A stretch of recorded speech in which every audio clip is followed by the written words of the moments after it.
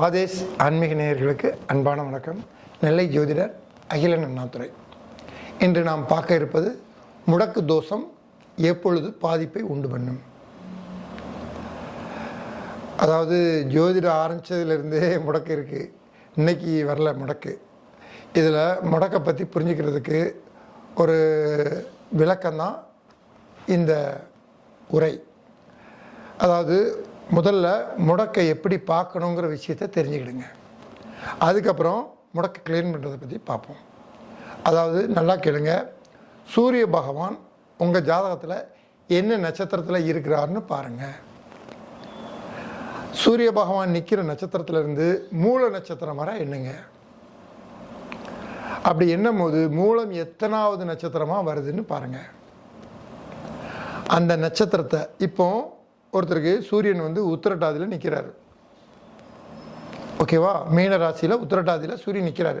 பங்குனி மாத பிறவியில் பிறக்கிறாங்க அப்படின்னா சூரிய பகவான் உத்திரட்டாதியில் தான் நிற்பார். அப்போது உத்திரட்டாதியில் நிற்கிறாருன்னா மூல நட்சத்திரம் எத்தனாவது?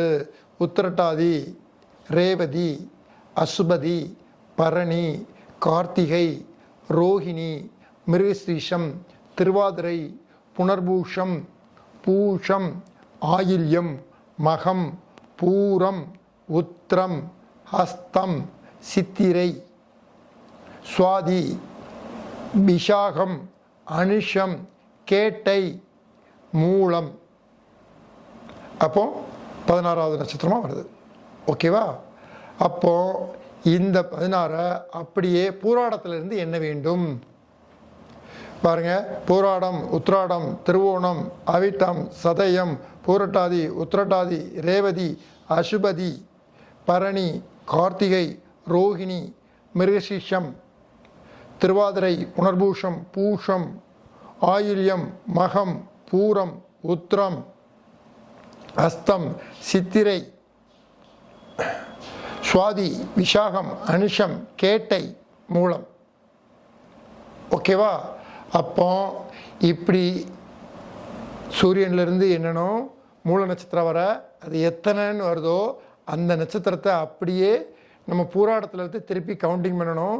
எங்கே போய் முடியுதோ அந்த இப்போ 10 நட்சத்திரம் அப்படின்னா அந்த 10 நட்சத்திரம் எங்கே முடியுதோ அதுதான் நமக்கு முடக்கு நட்சத்திரம். அப்போ முடக்க கண்டுபிடிக்கிறது இதுதான், ஓகேவா? இப்போ இந்த நபருக்கு உத்திரட்டாதியில் சூரியன் நின்னா முடக்கு நட்சத்திரம் அஸ்த நட்சத்திரமாக வருகிறது, ஓகேவா? அப்போ அஸ்த நட்சத்திரம் எங்கே இருக்கிறது? கன்னி ராசியில் இருக்கிறது. இந்த ஜாதகர் கும்பலக்கணம். கும்பலக்கணத்துக்கு 8ஆம் இடம் முடக்கு. 8ஆம் இடம் என்னது? அதிர்ஷ்டம், ஆயுள், அவமானம் அனைத்தும் வரும். அப்போ ஆயுள் நல்லா இருந்தால் அதிர்ஷ்டம் வரவிடாது, அதிர்ஷ்டம் வந்ததுன்னா ஆயுள் நல்லா இருக்கக்கூடாது. அப்போ முடக்க நிவர்த்தி பண்ணணுமா இல்லையா? கண்டிப்பாக பண்ணணும். அப்போ இதில் ஒரு விஷயம் நல்லா தெரிஞ்சுங்க. முடக்கு ஜென்ரலாக பாதிக்காது. எப்போவுமே ஒரு காரகத்துவம் மட்டும் அது தன்னிச்சையாக செயல்படாது. ஜோதிடத்தில் முடக்கு எப்போ வேலை செய்யும் அப்படின்னா உயிர் காரகத்துவங்கள் இருந்தால் நமக்கு உயிரற்ற காரகத்துவங்களை இது பண்ண வைக்கும். உயிர் காரகத்துவம் இல்லைன்னா அதுவே யோகமாயிரும். நான் சொல்கிறது புரியுதா உங்களுக்கு? இப்போ பாருங்கள், ஒருத்தருக்கு லக்னம் முடக்கு, ஒரு சிலருக்கு லக்னமே முடக்காகும். அப்போ லக்னம்னா என்னது? குடும்ப தலைவர், அப்பா, கணவர், எப்படி வேணாலும் எடுத்துக்கலாம். அப்போ அந்த வீட்டில் லக்னம் முடக்கா இருக்குது அப்படின்னா குடும்ப தலைவர் இல்லைன்னா அதுவே யோகமாகிவிடும். குடும்பத் தலைவர் இருந்தால் அந்த முடக்கில் சங்கடப்பட்டு இருப்பாங்க. நம்ம முடக்க நிவர்த்தி பண்ணிக்கணும். அந்த குடும்பத் தலைவர் இல்லைன்னா அதுவே அவங்களுக்கு உயிரற்ற காரகத்தை எடுத்துருச்சு, அப்புறம் பொருளற்ற காரத்தை கொடுத்துரும். அப்போ நல்லா கவனிங்க, முடக்கு ஒரே ஆங்கிளில் பார்க்காதீங்க. இப்போ 2ஆம் இடம் ஒருத்தருக்கு முடக்கு சார். 2ஆம் இடம் என்னது? குடும்பம், தனம், வாக்கு, சரிங்களா? அப்போ 2ஆம் இடம் தனம், குடும்பம், வாக்கு. சப்போஸ் 2ஆம் இடம் முடக்காகிறவருக்கு குடும்பம் இல்லை, மனைவி இல்லைன்னு வைங்க, அவங்களுக்கு அது யோகத்தை கொடுத்துரும். இது எல்லாருக்குமே இல்லாமல் இருக்காத. ஒரு சிலருக்கு தான் 2ஆம் இடம் முடக்கா வரும். அவங்களுக்கும் வயசாக இருந்தது, மனைவி இல்லை, அப்படின்னா அதுவே அவங்களுக்கு யோகத்தை கொடுத்து விடும். புரியுதுங்களா? அப்போ அந்த உயிர் காரகத்துவம் இருக்கும்போது பொருளாதாரத்தில் நம்மளை போராட வைக்குது. உயிர் காரகத்துவம் இல்லைன்னா அதுவே நமக்கு வெற்றியாக கொடுக்குது. ரைட்டா? அதே மாதிரி 3ஆம் இடம் என்னது? இளைய சகோதரம், தைரியம், வெற்றி, வீரம். அப்போ 3ஆம் இடம் முடக்கானா நாமோ எந்த ஒரு முயற்சியிலையும் பேசுவோம், செய்ய மாட்டோம். தைரிய குறைவு, வெற்றி கம்மி. அப்போ சகோதரன் இல்லைன்னா அவங்களுக்கு அது யோகமாக அமைந்து விடும். 4ஆம் இடம் ஒருத்தருக்கு முடக்கு சார். 4ஆம் இடம் என்னது? டிகிரி படிப்பு, சொந்த வீடு, உயிர் காரகத்துவம் அம்மா. ஜாதகருக்கு 4ஆம் இடம் முடக்கு. அம்மா இருக்காங்கன்னா இத்தனையிலையும் போராடுவார். அம்மாவுக்கு அப்புறம் ஓஹோன்னு கொடி கட்டி வாழ்வார். இப்போ முடக்கும் நன்மை செய்யுது. 5ஆம் இடம் ஒருத்தருக்கு முடக்கு சார். 5ஆம் இடம் முடக்கானவங்க பாருங்கள், குலதெய்வம் தெரியாமல் தவிப்பாங்க. குலதெய்வத்தை வணங்குவாங்க, எங்களுக்கு குலதெய்வம் அருள் செய்யலை அப்படிம்பாங்க. குழந்தை பாக்கியம் தள்ளி போகும். 5ஆம் இடம் தான் உயர் டிகிரி. அப்போ டபுள் டிகிரி முடிக்க முடியலேன்னு ஏங்குவாங்க. அப்போ 5ஆம் இடங்கிறது பூர்வீகம். பூர்வீகத்தில் இருக்க முடியலையேன்னு இது பண்ணுவாங்க. அப்போ 5ஆம் இடங்கிறது தாத்தா. அந்த தாத்தா இல்லைன்னா அவங்களுக்கு அத்தனையும் யோகமாக அமைந்து விடும்.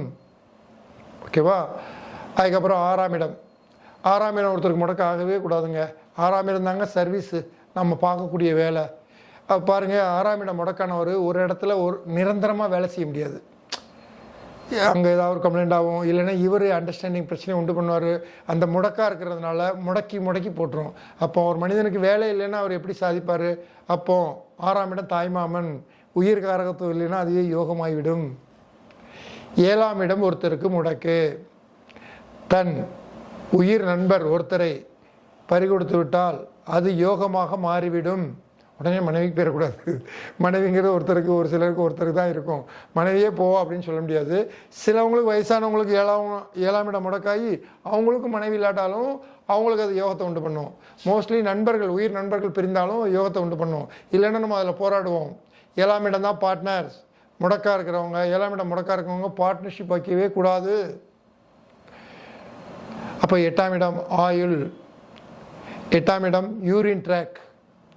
8ஆம் இடம் அதிர்ஷ்டம். அப்போ இது முடக்கா இருக்குது அப்படின்னா கண்டிப்பாக இதனுடைய பாதிப்பை நாம் சந்திப்போம்.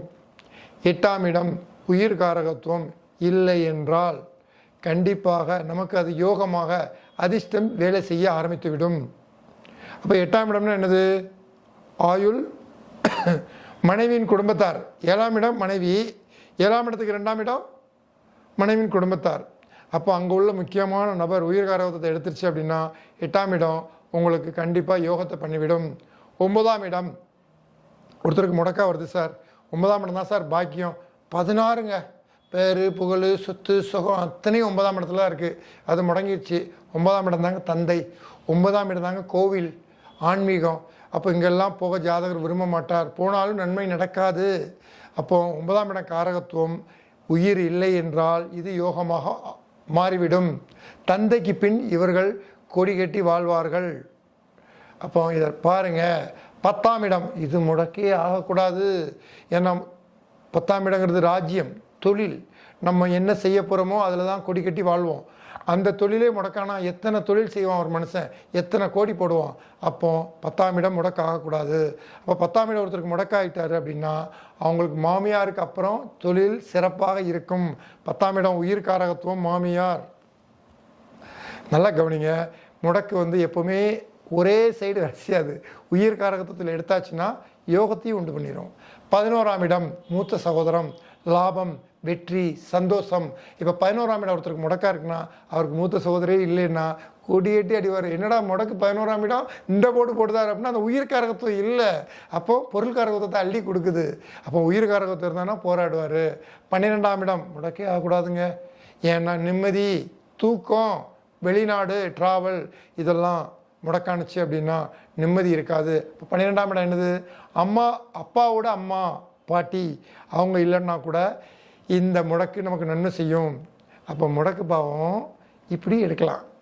நீங்கள் பாட்டுக்கு முடக்கு நமக்கு அது கிடைக்காது அப்படின்னு தூக்கி தூரப்படக்கூடாது. அப்புறம் முக்கியமான விஷயம், முடக்கு எப்போ பாதிக்கும் அப்படின்னா, நம்மளுடைய 22வது நட்சத்திரம், நீங்கள் பிறந்த நட்சத்திரத்துக்கு 22வது நட்சத்திரத்துக்கு பேர் வைநாசிகம், வதை, கெடுதல் பண்ணக்கூடியது.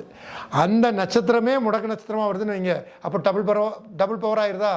ஏற்கனவே 22வது நட்சத்திரம் வைநாசிகம், இதுவே முடக்கா வருது அப்படின்னா அது கெடுதல் ஓவர் ஆயிருதா? அப்போது நம்மளால் தாங்க முடியாது. அப்போ அந்த காரகத்துவம் எந்த இடம் முடக்காகிறதோ அது லாக் ஆகும். இப்போ ஒருத்தருக்கு 9ஆம் இடம் முடக்காயிட்டு, 9ஆம் இடம் என்ன சொல்லியிருக்கேன், 16 சேர்ந்த பாக்கியம், அதுவே வைநாசிகம் ஆயிட்டு என்ன ஆகும்? பாவம் 16ஐயும் அடைய முடியாமல் போராடி துடிப்பார். அப்போ முடக்கு நட்சத்திரமும் வைநாசிகமும் ஒன்றா வர்றவங்களுக்கு, ஆனால் இது எல்லாருக்கும் வராது. பரியான் யோகத்தில் ஒரு சில யோகத்தில் பிறக்கிறவங்களுக்கு மட்டும்தான் இப்படி வரும். அப்படி வர்றவங்க அதுக்குண்டான பரிகாரங்களை எடுத்து நாம் வழிபாடு எடுத்துக்கொண்டால் கண்டிப்பாக இதிலிருந்து நம்ம ரிலீஃப் ஆகலாம்.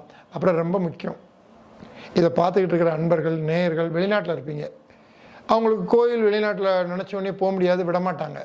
அப்போ முடக்குக்கு சிறந்த பரிகாரம் என்ன அப்படின்னா, முடக்குன்னா என்னங்க, நம்மளை செயல்படாமல் வைக்கிறது. முடக்கு நட்சத்திரம் எதுவோ அன்னைக்கு நீங்கள் மௌன விரதம் இருப்பது சிறந்த பரிகாரம்.